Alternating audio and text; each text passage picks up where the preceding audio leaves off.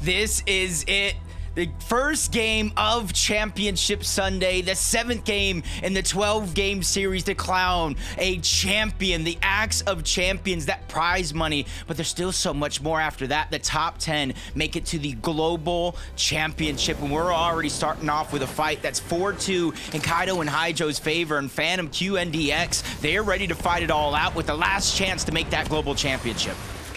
4-2, we were talking about it. Are they going to continue the challenge in day 2? And it looks like they are. Phantom QNDX are going to get the better drop this time around, as you do have the slurp truck on the further end of this drop spot, meaning that they were able to secure 200 effective HP and shield quicker than their opponents. But with the time they gave them to breathe, Haijo and Kaido also were able to get a good amount of shield. Issue is, initial shots were connected. Kaido's been cracked now. QNDX and Phantom kind of put into an interesting situation, but they're going to be able to clean it up. Shield bubble went down. They were like, do we walk in? Do we not? What's the right play here? But looks like Phantom is going to take home game number 1 of day 2. Yeah, that was just an interesting situation to be put in very, very early on. It's not every day you see people fight in a shipping container at the bottom half of the map, but great job for them for noticing that we're just kind of squeezed in that situation. Really not an escape. You see the wall behind them. They immediately push in a lot of the damage. You even see them bait and switch because QNDX went in first. You see Phantom ending up in front after that. All the damage has been soaked up. That was just a perfect view of teamwork in display. Camiseti, things did not quite go their way yesterday. They finished in 37th. We talked about it just a moment ago. The potential of a comeback here in day 2. All they gotta do is get some pop-off matches. Some other duos that are kind of on the borderline who have yet to qual to the Global Championship. Trulex Chicho, 23rd. Nebs Kiddo, 17th. Camiseti, we said, are in 37th, but they're already qualified to Global Championship, so it's more just for their pride and a little bit of that prize pool. Ryan and Kai, though. Next is separated. Yeah, it's just a straight 1v1. He went underneath. They have the walls. No builds to really protect yourself. Ryan and Cade starting this one off nice. You saw them yesterday not necessarily having the consistent day that we were hoping. As Asforce and Clown starting off good over here towards Pleasant Piazza. But another team slowly but surely rotating in is something that was happening throughout the day yesterday, so they are going to be prepared, at least mentally, I hope so. Around every turn, though, Chroma locks. They're just taking that high ground. They're trying to take 2 different angles. Akforce almost getting caught off guard. At least he has some shield. They just need to get some time. They went from one fight to the next. They didn't really get a chance to heal up. But third parties, again, fourth partying the third party. You need more air. You don't want to run out of breath in these early game situations. We saw this fight continue throughout the whole day yesterday, basically. I believe Clown and Axe Force were the ones who were taking more of the early game wins, you could say. I know some of the times they didn't necessarily get both eliminations, but they at least picked off one and then caused the duo to kind of disengage, which is something similar to what's happening here now. Got to be able to take advantage of those opportunities. Of the 6 games they played yesterday, Axe Force and Clown ended up in 19th place. Decent place to start today, especially since some of the comebacks we were talking about already. The Andalek Seda one was a 509-point day 2. And it's really possible 10-point or eliminations, 10.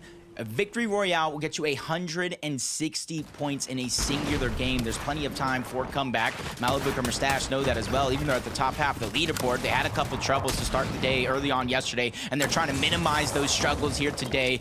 Destro Pyros switching up their drop. They were going towards Mount Olympus yesterday, fighting on the outskirts, and now they're challenging Malibuca and Mustache, and doesn't look like it's playing out so well. Destro down to about 50 HP, getting chased around, and not really given a chance to survive.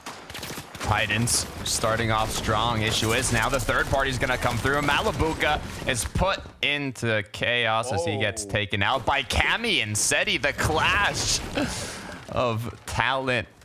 Looks like Cami and Seti are gonna start off the day significantly better compared to yesterday. It almost makes me feel like there was a couple VOD reviews going down yesterday. Not every game Malibu and Mustache were winning. Not every game were they safe off the drop. They did have some struggles, and I think some teams will begin to notice that, closing on the direction, especially when they see the medallion up for so long. Chap and Teeny, we saw them getting aggressive yesterday, which is why they have 223 points so far. Everybody just trying to take advantage of the hot spots on the map in the early game. feel bad for Clown and Axe Force. First, they have a duo on top of them, just applying pressure and not allowing them to loot up. The duo disengages, and now you look at the mini-map, there's another 3 duos surrounding them, Chapantini being one of them, applying even more pressure. All they want to do is loot the POI, come on. And good news is, though... Oh, go ahead. Go ahead. Now, it's like, I know we talked about the massive change in the cactuses, but from day 1 to day 2, I think people are really taking note of how yesterday's surge was being gathered from the majority of the lobby. It's fights like this, early game, before everybody's boxed up, 6th, 7th zone, trying to avoid surge. I mean, Levin talked about it. Vico and Flixie didn't expect Surge to be as easy as it was for them at Reckless, but without the cactuses, all these duos that kind of originally had a Surge strat now kind of need to put themselves in a location that's going to have a lot of players. That could be Rift Island, or that could be a POI. Reckless being one of the most open POIs now caused so many duos to just kind of rotate towards there and try and get tagged on the other players that are also going towards the POI. So Vico Flixie had free pickings in terms of damage, just like they had free pickings for the forecast tower yesterday, but it looks like this time around it might be a little bit more difficult. It's just interesting, though, because that's a whole different forecast tower than the one by Reckless Real. So already it seems like they might be putting a little bit more focus on getting that forecast tower. You can see every zone ahead of time, plan those rotations accordingly, and try to just get there ahead of the game. Maybe even gatekeep some teams out. If you stagger yourself back, you can kind of launch pad, crash pad your way into zone. There's plenty of options you can do.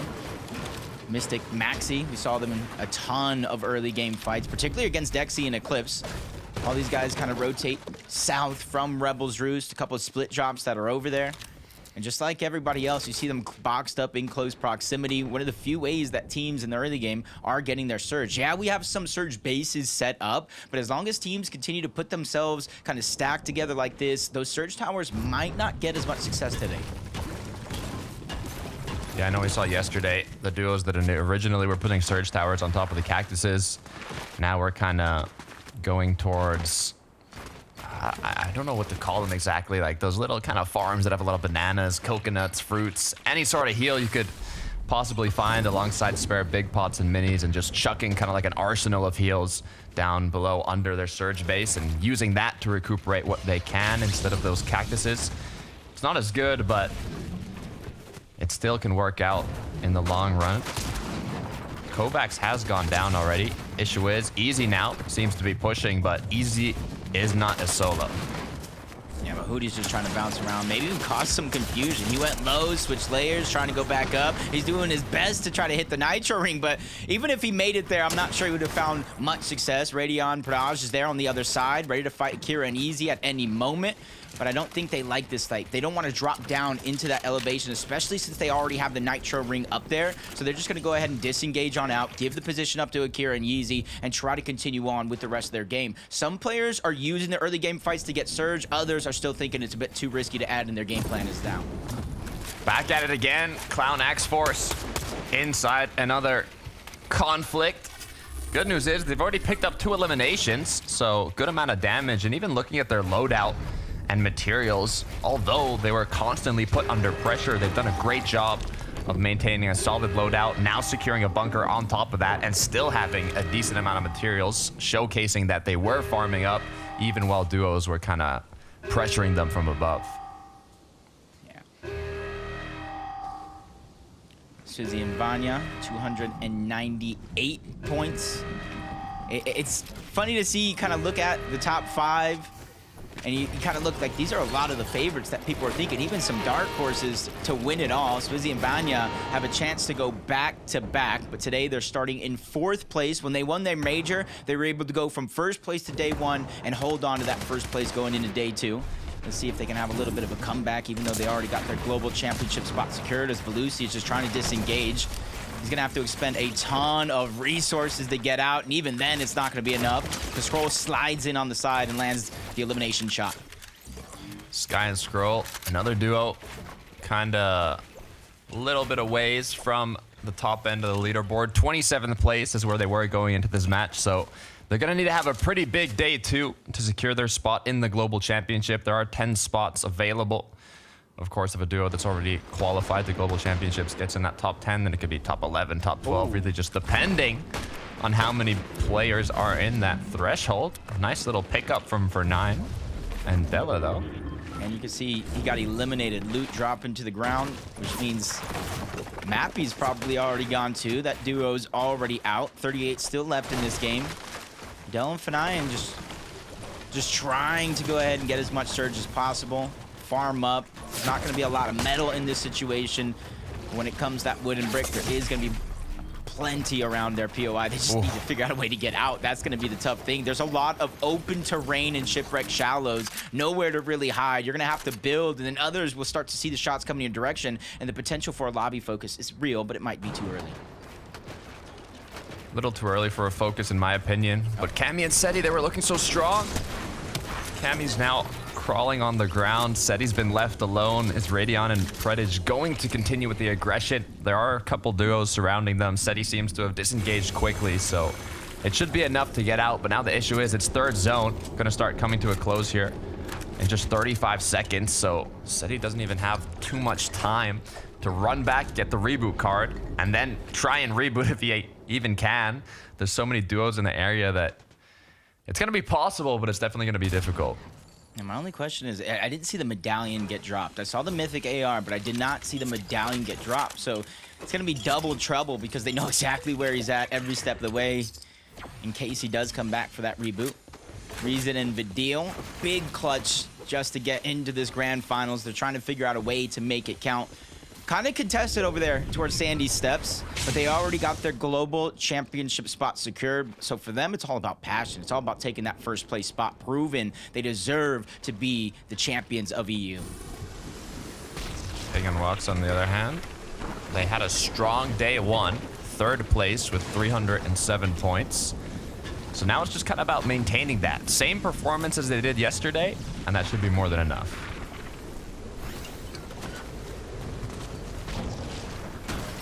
Overcharged Underworld. I think that's kind of been their game plan. You know, when we were watching them yesterday, they had some of the most surge in the lobby, game after game after game.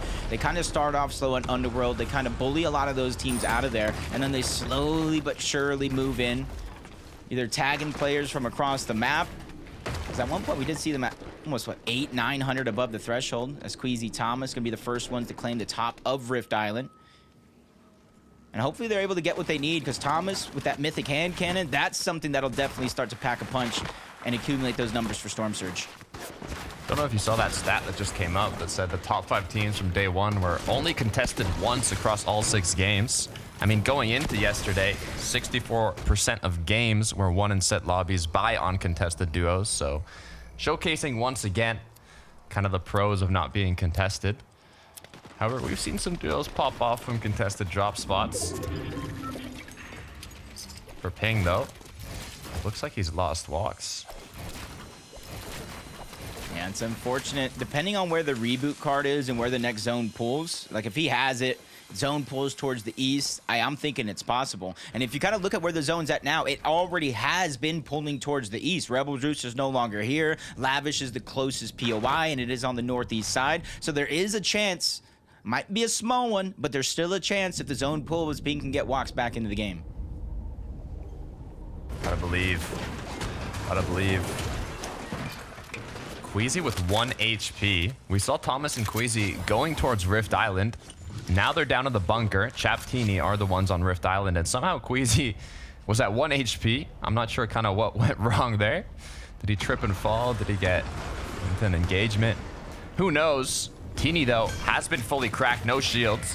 44 HP, forced to pop the med kit. As now, Chap is going to have to hold him off. Does have the cola, luckily, so shields are going to go up in an instant, especially with the big pot. Just needs the time. That's Cheat Chips. That's Desi. Positioned right above.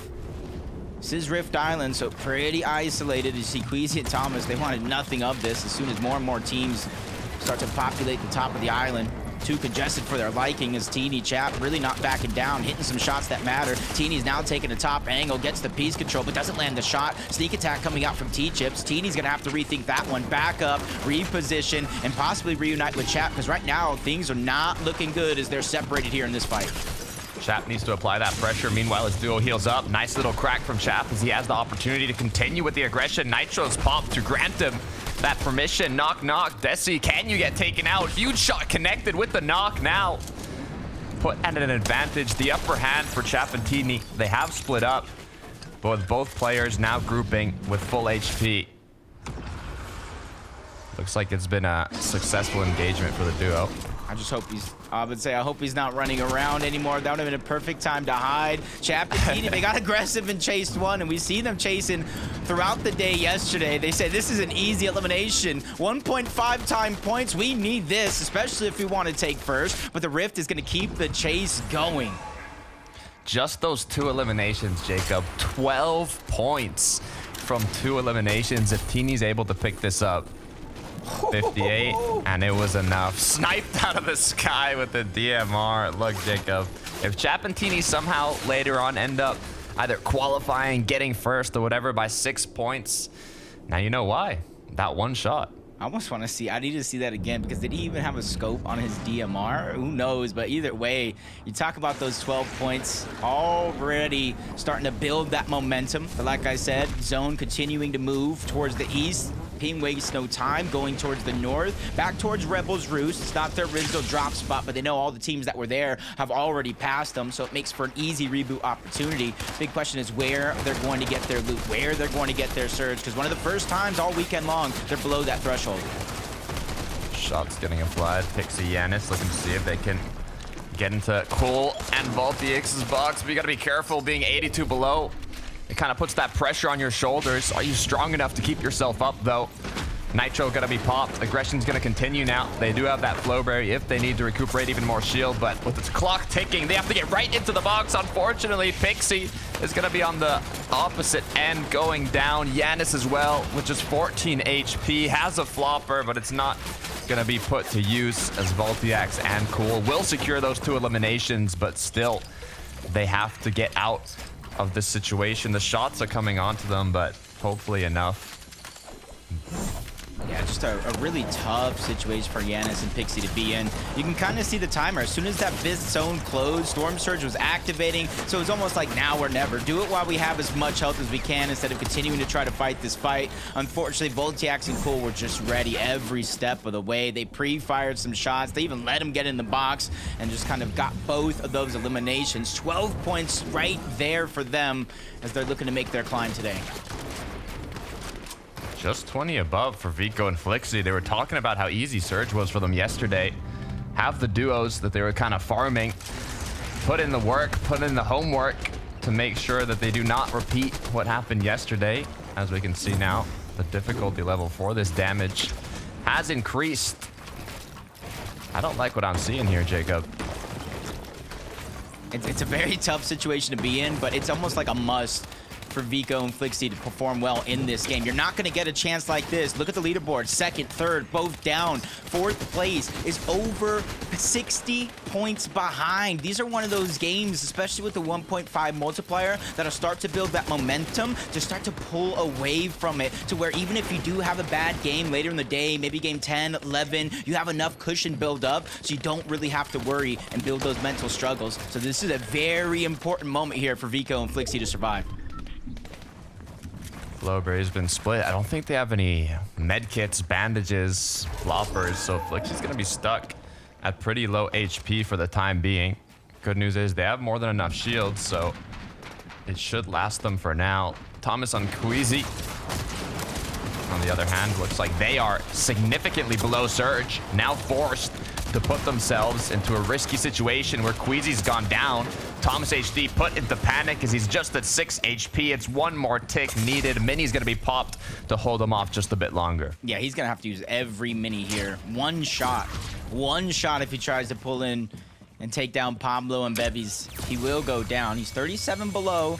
So on the other hand, all it does is take one shot to get above that threshold, stop the active surge, but look how defensive they're playing. They're waiting for it. Try to get the pre-fire. The edit is in. He goes in to try to get the damage. Thomas goes out. Pablo and Bevies are able to get both bodies of loot and try to pull themselves into this game. They weren't doing that bad yesterday, and now with 1.5 times multiplier, they can instantly get into that top 10. That's a huge refresh for them, too. I love the position that Dexy and Eclipse are in.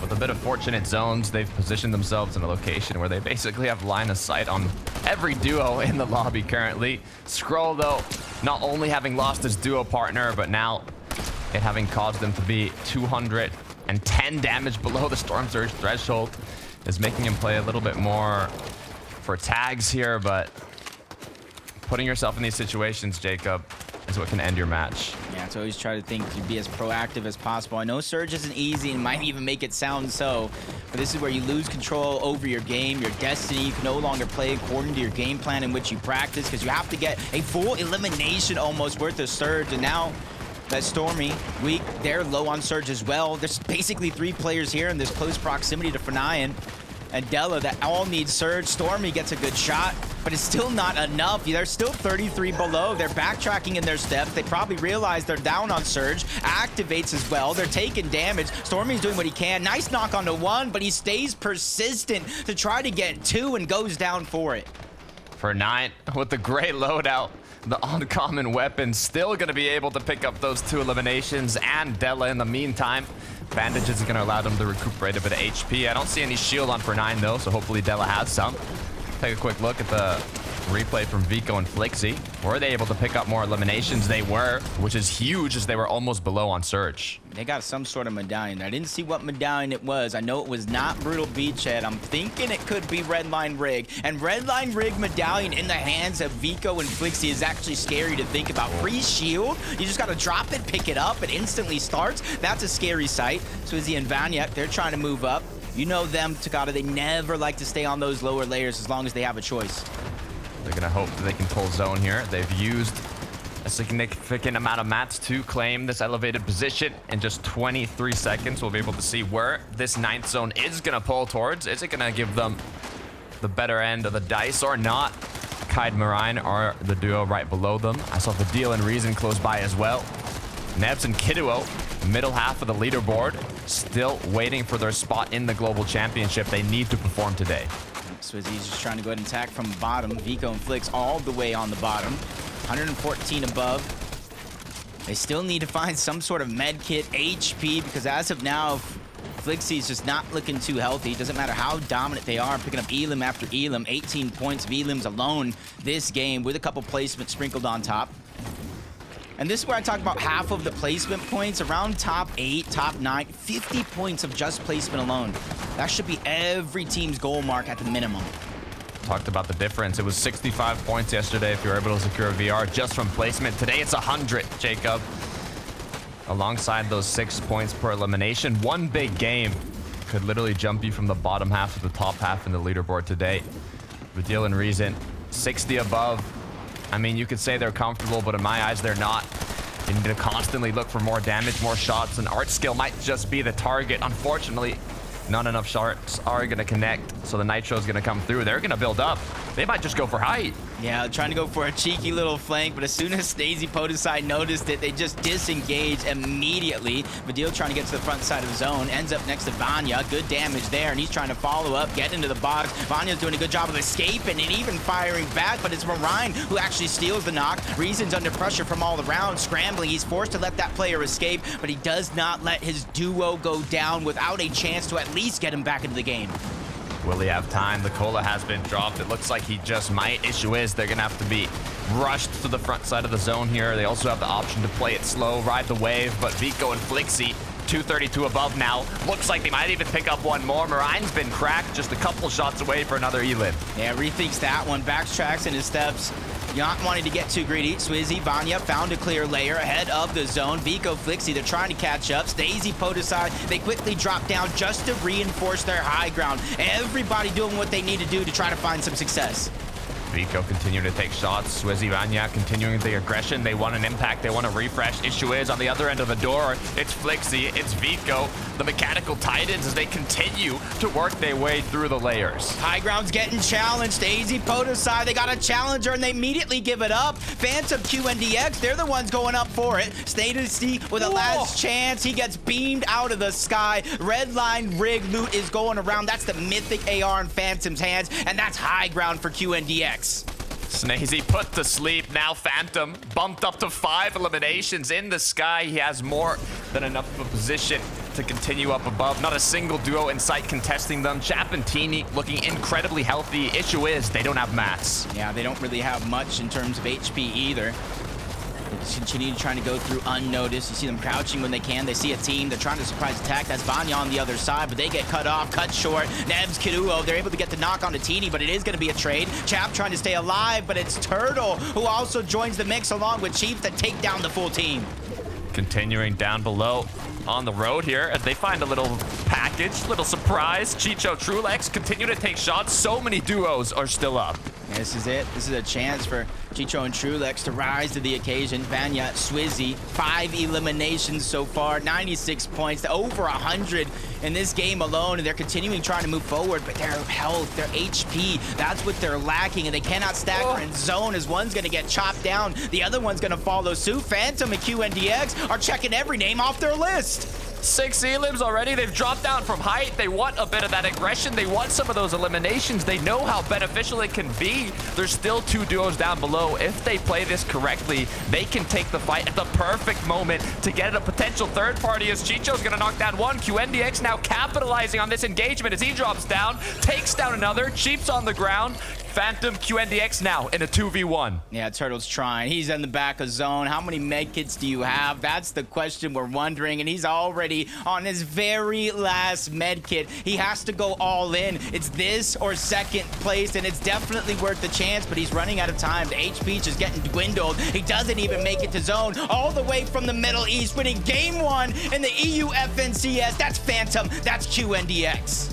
Finishing day 1, they were 35th on the leaderboard with 86 points, and they've just secured a victory royale. That's at least 100 points, plus the eliminations close to, if not double-digit elims, 6 points per elimination. Jacob, look, all I want you to remember is going into this match, they were 35th place. Once we see the leaderboard, I'm sure they have bumped themselves up into the upper end of the standings. Yeah, you were talking about comebacks, and what a big game this was overall. 100 points from the win alone, and they had to have gotten maybe around an extra 40, an extra 50. Look, they have 8 eliminations there. Another one onto Turtle. That was near a 160-point game that we were talking about.